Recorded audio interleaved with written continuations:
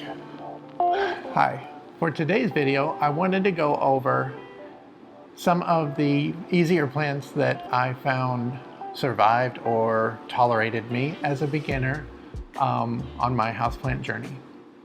So let's get into it. If you're new to houseplants and worried about killing them, you're not alone. I've been there, and these are the plants that actually survived me as a beginner. Welcome to the Chlorophyll Chronicles, where every plant has a story. Let's write it well. Let's start with one of the easiest and most forgiving plants you can own. First up, Pothos. This is hands down one of the most forgiving houseplants out there. Too much light or low light, it will usually adapt. If you forget to water it, it'll bounce right back. I like to water mine when the top inch or two of soil dries out. And if you're using a chunky, well-draining soil mix, it makes it even easier to avoid overwatering. The biggest reason I recommend Pothos is simple. It builds confidence. It grows fast, it's resilient, and it helps you learn what your plants need.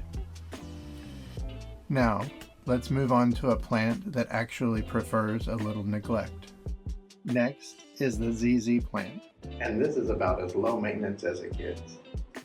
It stores water in its roots, which means it doesn't need frequent watering at all. I usually water mine every couple of weeks, sometimes even less. I've been known to go over a month and a half without watering it, all because it really didn't need it, not because I was neglecting it.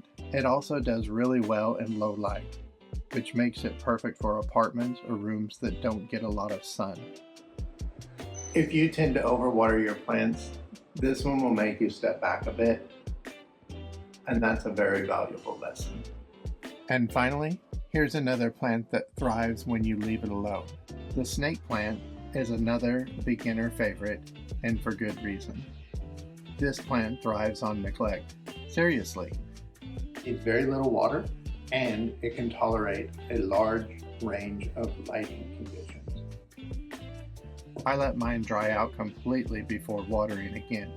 The most common mistake with snake plants is overwatering. So when in doubt, don't water. It's a great plant to have if you want something that looks bold and structured, but doesn't need much attention. So if you're just starting out, Pothos, ZZ plants, and snake plants are some of the best choices you can make. They're forgiving, adaptable, and perfect for building your confidence as a plant parent. If you're new to houseplants, don't overthink it. Good light, the right soil, and avoiding overwatering will take you a long way. I'd love to hear from you. What was your first plant, and did it survive? Drop a comment below and share your experience. And if you found this helpful, don't forget to like and subscribe for more plant care tips. And remember, every plant has a story. Let's write it well.